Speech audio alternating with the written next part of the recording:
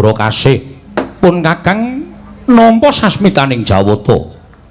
Mongko sasmitaning Jawata kuwi mau ana magepokan kelawan kanugrahan.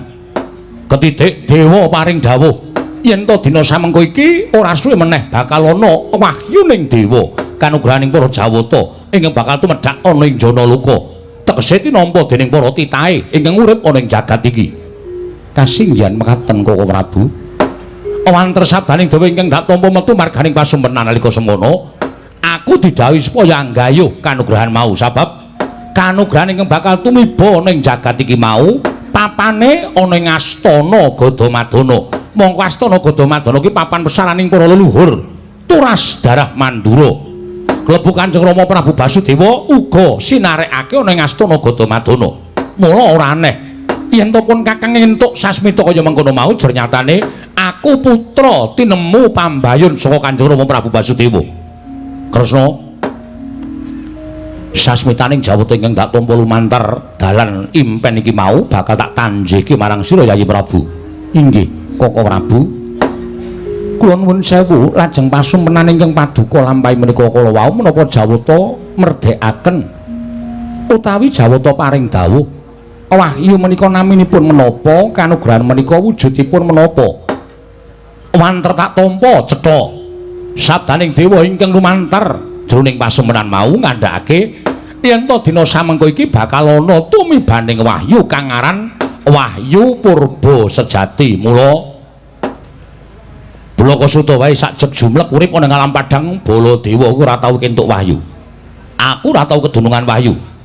Mula wektu dina iki wujudne kanugrahan ingkang dak tampa dewa paring sasmira lumantar impen, aku kudu gayuh kanugrahan.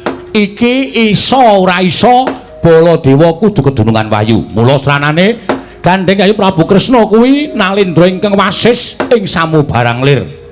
Aku njaluk tuntunan, aku tuntunan supaya entuk kanugrahan wujuding wahyu purba sejati mau. Wis ngono kuwi sing bakal ndak andhakake marang Yayi Prabu Kresna kang bakal ndak aturake komplit ora ana ingkang jijir. Saiki aku njaluk dawuh pengendikane Yayi Prabu Kresna.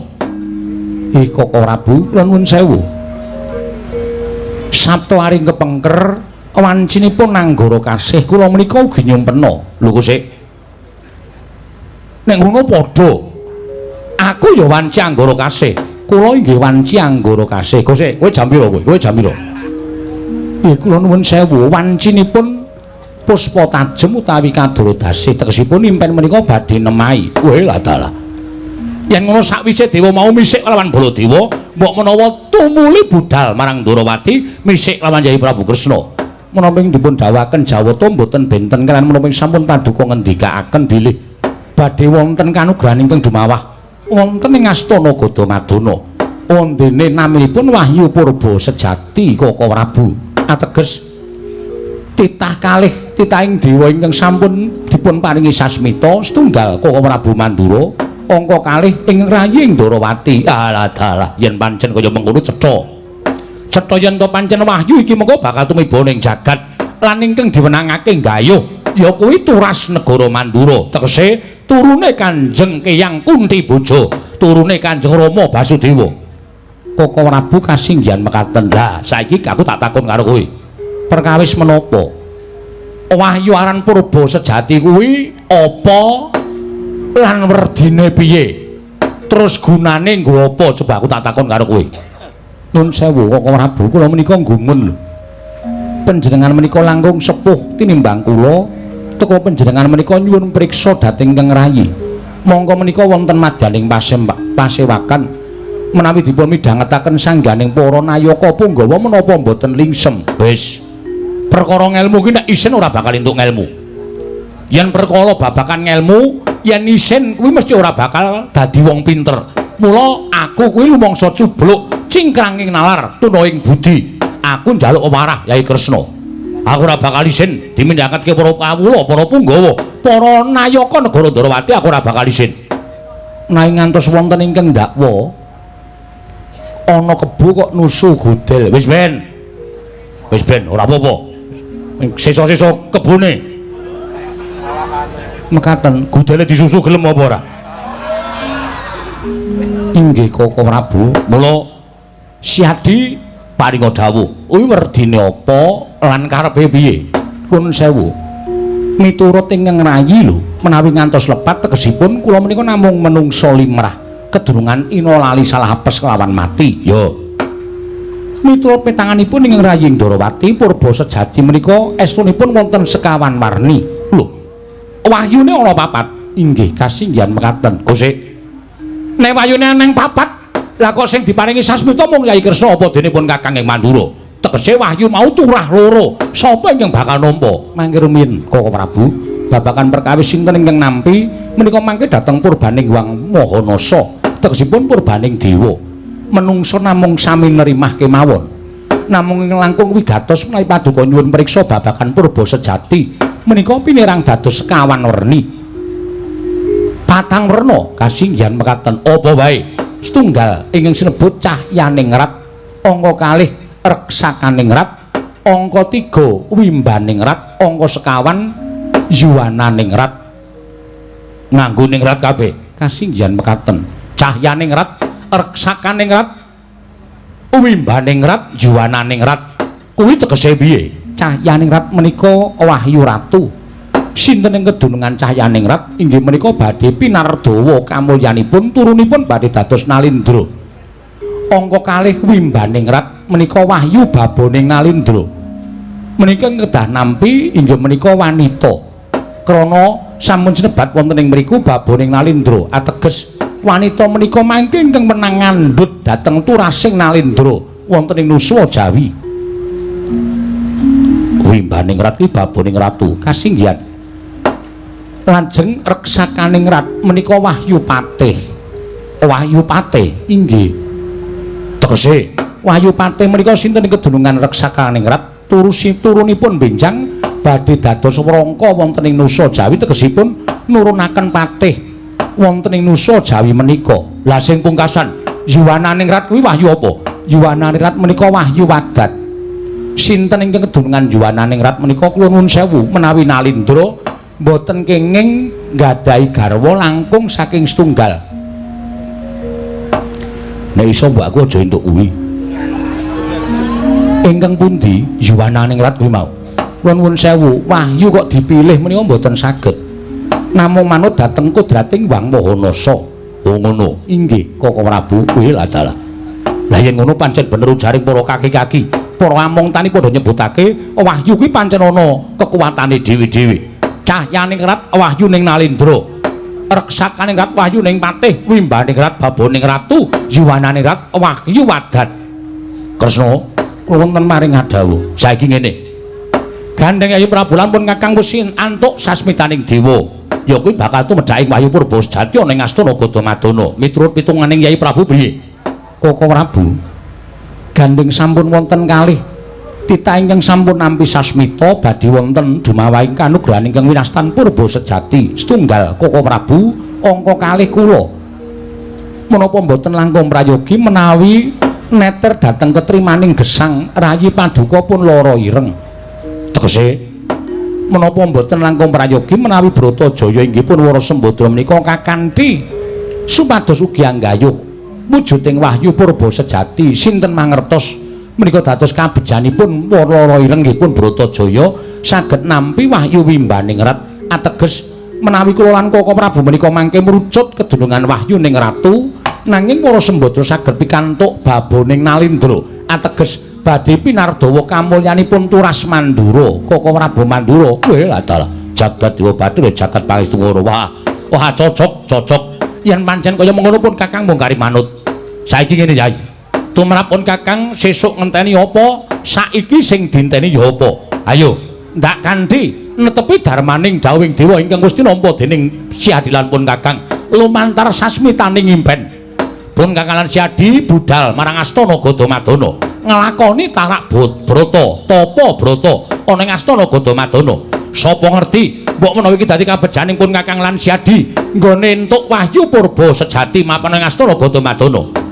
Aja lali Wara Sembadra dikanthi, sapa ngerti uga Wara Sembadra entuk kabejan kedunungan wahyu baboning ratu kang mangkono nadyan pun Kakang lan Siadi merucut entuk wahyu kanalindran nanging Sembadra entuk wahyu baboning ratu padha karo Sembadra ingkang bisa njunjung drajating Turas Mandura Kresna rapetipun darah kaliyan tiyang Mandura utawi sesepuh Mandura supados sak mangke kakanthi sowan wonten ing Astana Gadamadana lah kuwi sing angel ning ngono kuwi pun Kakang Cetha putraning Kanjeng Rama Prabu Basudewa Siadi atmajaning Kanjeng Rama Prabu Basudewa sawarga Lara Ireng ya putraning Kanjeng Rama Basudewa sawarga lah iki mengkari siji sapa Kresna kula nuwun sewu menawi Koko Prabu sarujuk lho sarujuk perkara apa wonten mriki tasih wonten putranipun Kanjeng Rama Basudewa sawarga lho aja gawe-gawe lho sapa inggih menika Kakang Udawa Kakang Pati Udawa wonten timbalan nadyan dikaya ngapa sira iku uga Atmaja Nalindra ya mengimane mung karo garwa selir nanging uga duwe darah tumraping Mandura apa kepengin nyoba ketrimaning urip gayuh ana ing Astana Gadamadana wah mboten sinuwun sampun mboten kemawon kula menika dados patih glelenge sampun mboten jamak-jamak menapa malih menawi kula menika kedunungan wahyu wah swara kula malah saya ngedap-edapi sampun kados ngaten kemawon lho ora patih kok ora gelem kedunungan wahyu ki piye sampun mboten kedunungan wahyu mboten menapa-menapa wonten kula mboten dipun lereni anggenipun dados patih wonten negari Ndarawati menika kula sampun remen lah kok dadi jak golek wahyu kok ora gelem nyuwun pangapunten sepisan kula menika mboten kepengin kedunungan wahyu angka kalih tiyang gayuh wahyu menika kedah tapa brata monggo tapa menika awrat prihatin menika awrat nek mesine patih kuwi kulina ora mangan ora ngombe pirang-pirang dina menika kula kulinten menawi kula menika mboten dahar mboten ngunjuk menika kula sampun pinten-pinten dinten menika ugi sampun nglampahi pati geni lho tegese mboten betorek Kakang Udawa kok werna-werna nggih ngaten ya Pak malah cengengesan wis Kresna wonten paring dawuh ora san dadak ngejauh Udawa aku malah kuwatir yen to engko awak dhewe nggone manekung puja semedya ning Astana Gadamadana bubar ora karu-karuan merga Kakang Udawa kuwi wis kondang srogol keladuk wani kurang keduga mula luwih becik dina samengko mung pun Kakang Siadi lan Bratajaya ya adhiku wadon supaya budhal ning Astana Gadamadana malah yen perlu titianku Kyai Puspadenta tak dawani supaya mbaya kondur marang Projeng Mandura luwih prayoga lamun pun Kakang lawan Siadi nunggak srahna pun Kakang aku yang bakal ngundurake ratu iki Koko Prabu ratu renggah ingkang langkung prayogi ya Kresna Kisana sampun kinten kula tumambu yekti saweg sepisan menika kula wanuh panjenengan menika Nalindra saking pundi sinten jejulukipun Kisana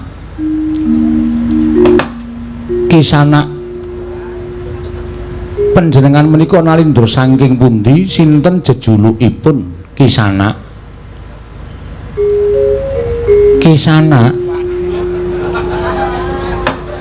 panjenengan menika Nalindra saking pundi sinten jejulukipun Koko Prabu nggih kok kendel mawon mongko mripatipun ugi nyawang kaliyan ingkang rayi ing Ndarawati ning kula dangu kok mendel mawon mbok menawa kupinge ketutupan suweng iki coba rada selo Kresna Kisana kepareng kula tumambu yekti sepisan menika kula wanuh panjenengan menika Nalindra saking pundi sinten jejulukipun Kisana Koko Prabu nggih mbok nyuwun tulung dipun jawelaken wah jan entuk daya siji kok kupinge rada bosok wah wonten dawuh wonten timbalan sinuwun sampun kinten kula tumambu yekti sepisan menika kula wanuh panjenengan menika Nalindra saking pundi sinten jejulukipun alah menawi paduka dangu kaliyan kula sowan kula menika namung piyambakan kemawon Koko Prabu piye kok geseh Koko Prabu lho geseh piye kula nyuwun priksa nami lan negarinipun piyambakipun matur namung piyambakan wah la iki sing repot nang kene iki wah entuk dayoh iki kok wah piye iki lihar kerampunge piye menawi kula kedah sura-sura anggen kula matur rak mboten prayogi jer kula menika Nalindra. Ya, kula pasrahaken kalian panjenengan ingkang caket kemawon. Ya. Nalindra, wonten dawuh sinuwun. Tak takoni ngaku. Gandeng Yayi Prabu Kresna ora iso ngaturi kelawan sowanmu, kowe tak takoni matura. Barengipun jenengmu sapa Nalindra ngendi? Lan negaramu ngendi? Menawi paduka nyuwun mriksa babagan perkawis menika, kula wingking saking negari Pager Wesi. Nami kula Prabu Wirambana Dewa. Wis Kresna, wis krungu to kowe? Nalindra saking Pager Wesi Prabu Wirambana Dewa. Wah, kula dereng kagungan garwa. Koko Prabu. Piye Kresna? Nyuwun tulung dipun rampungi babar pisan. Wong nyatanipun mboten mireng kula matur menapa-menapa mboten mireng. Wirambana Dewa, wonten dawuh. Coba kira rada maju. Iki, majeng. Iya. Mangke ingkang kiper sinten? Lho.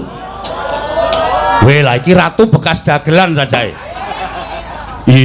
Wonten mriki panjenengan Prabu Wirambana Dewa kasinggihan Nalindra saking Pager Wesi.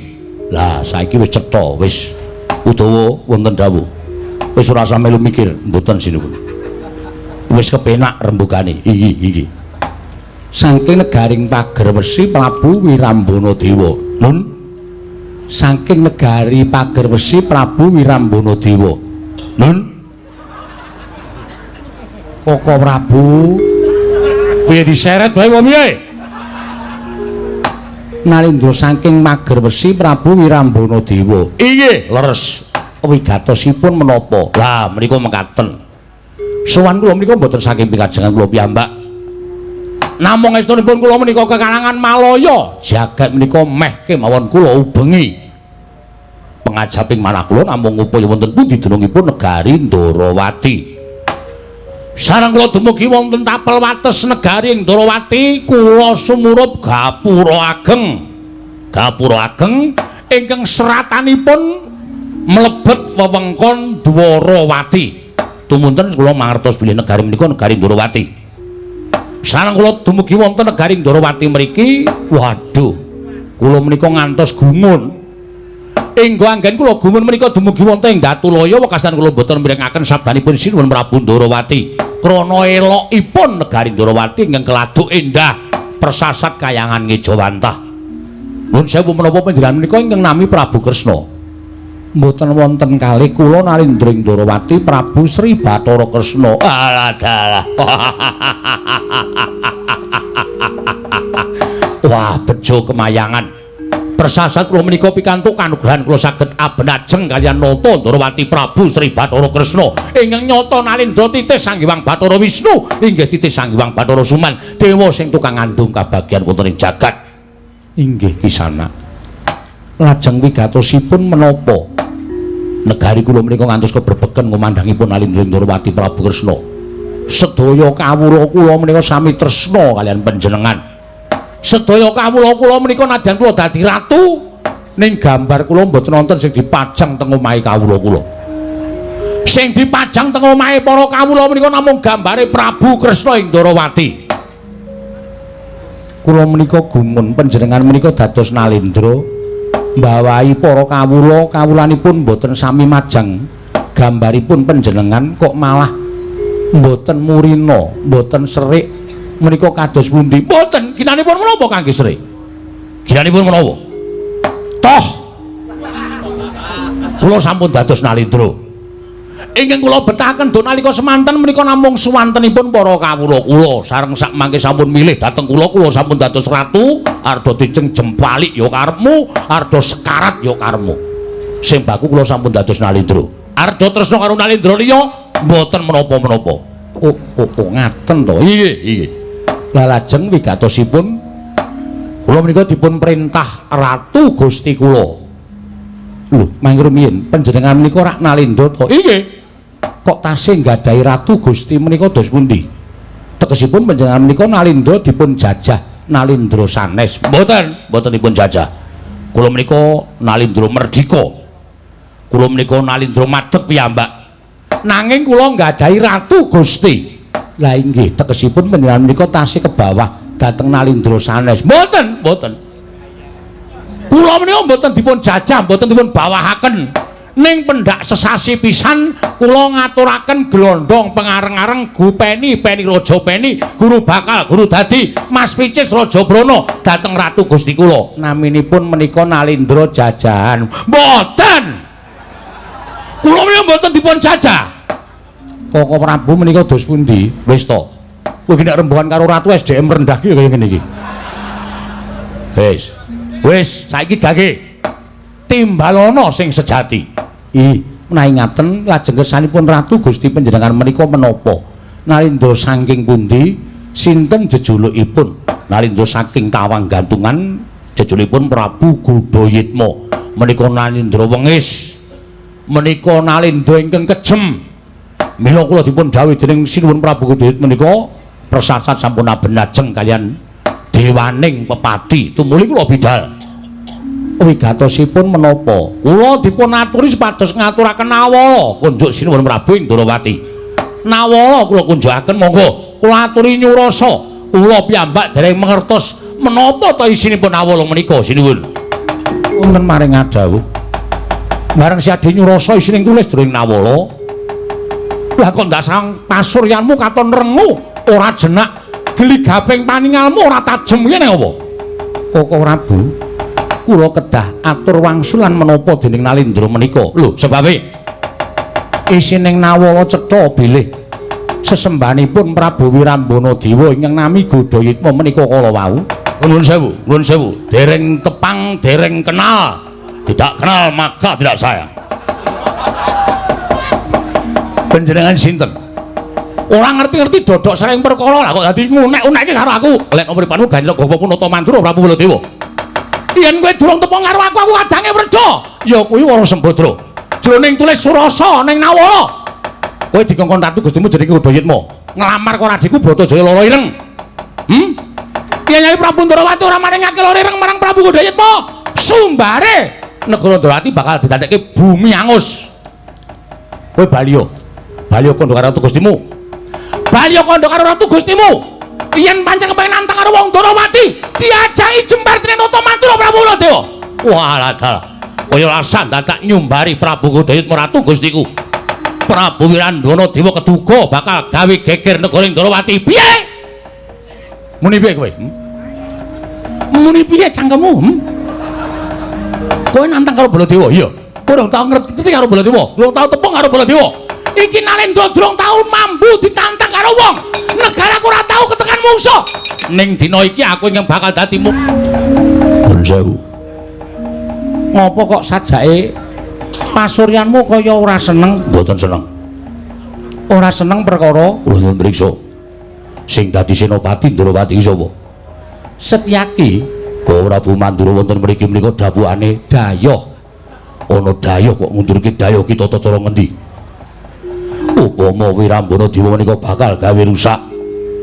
Sing kudune ngundurke, sing kudune nantang Wirambana Dewa, aku dudu kok Prabaladewa. Lho, aja jangkar, ya men. Nglangkai purbawasaning senopati. Lara ati kula tiwas didapuk senopati ora didhawuhi perang rasane kaya diris-iris atine. Rumangsane dumeh dianggep ratu galak, ratu wani, ratu kendel. Terus ninggal karo senopati Ndrawati. Nek pancen kula wis ora didapuk dadi senopati, kula caosaken pangkat kasenopaten kula trimah dados tiyang limrah kemawon, boten gadhahi pangkat senopati. Kosik to aja nesu mawon. Panjenengan kurang adil, panjenengan kurang wicaksana.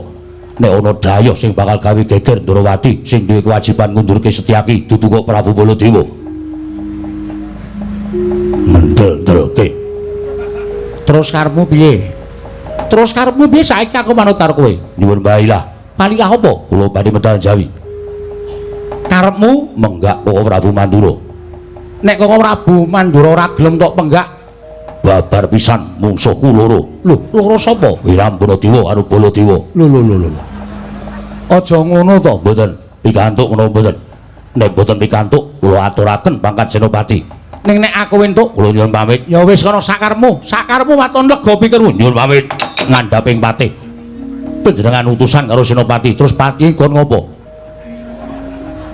Lah terus karepmu piye? Nun. Saiki karepmu piye apa kok ya arep perang karo Wirambana Dewa? Apa arep menggak Koko Prabu Mandura? Mboten, kula namung matur kemawon. Wong edan ora. Lho. Nyatung timbalan. Wong aku ki nek weruh kowe perang ki aku malah guyu.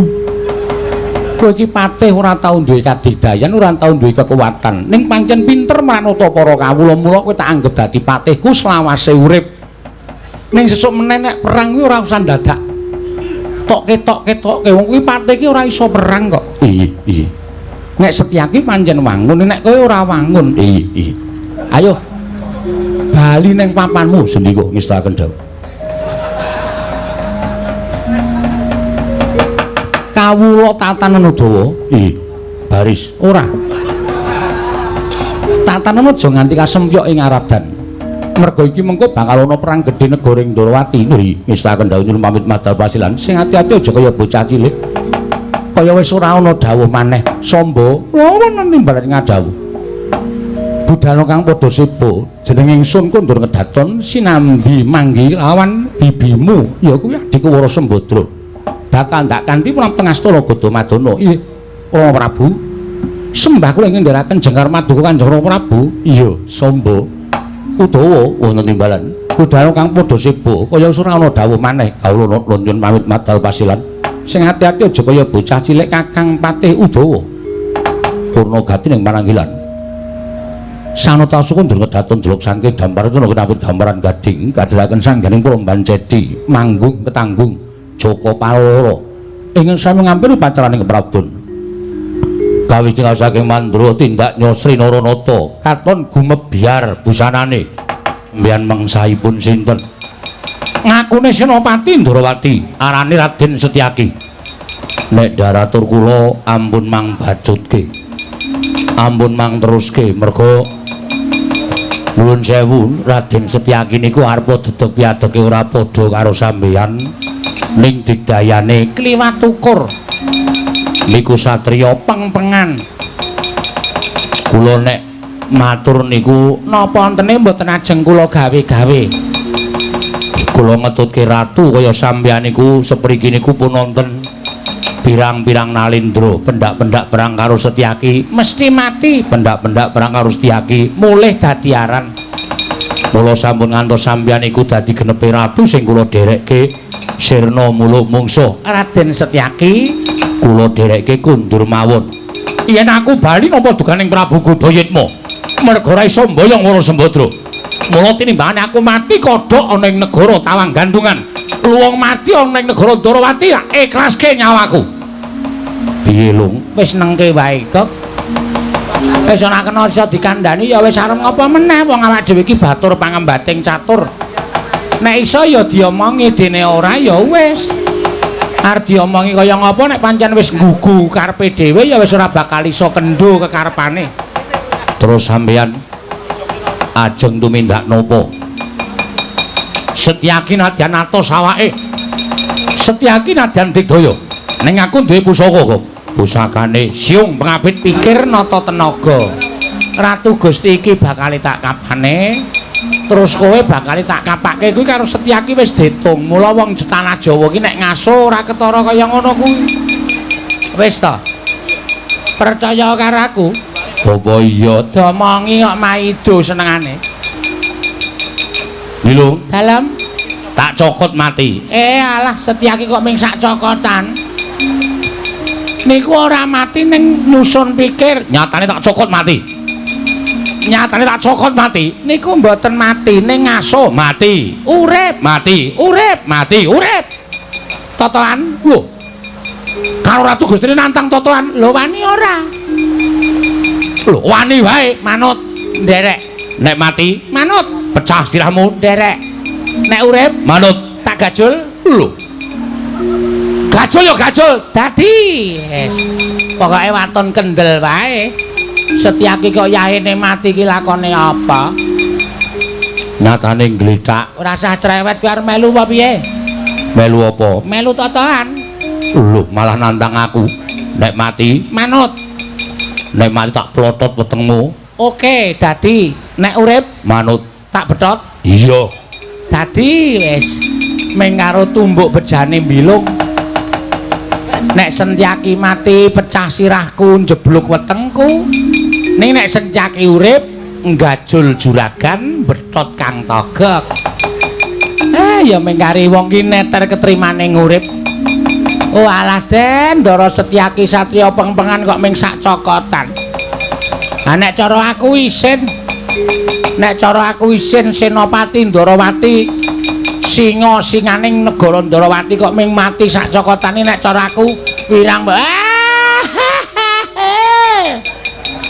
Ngopo, Lung? Ngapa-ngapa piye? Nembus patang nomeran. Patang nomeran dengkul mlocok ngopo, Lung? Noleh. Oh, lho.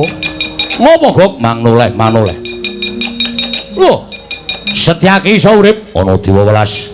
Ora minggat kene marganing patimu. Singolina Brapting Laris. Mas, Ngopo? ngelunasi. Gajul tenan. Gajul tenan utange. Kene Gok. Aja. Aku mung ngapus-apus. Wong tua kok cangkeme mencla-mencle. Kene. Aja, Lung. Kene to sak betotan. Ming macluk ngono tok wis. Lara. Lara apa? Kene to. Kowe Lho kok nang kene? sisan baik.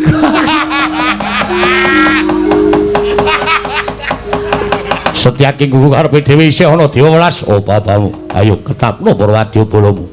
Aja mung ijen ketanggungan. Yen ijen kowe bakal tekaning pati. Wah, kene marganing patimu. Panggau tayoni Prabu Wirampunadewa.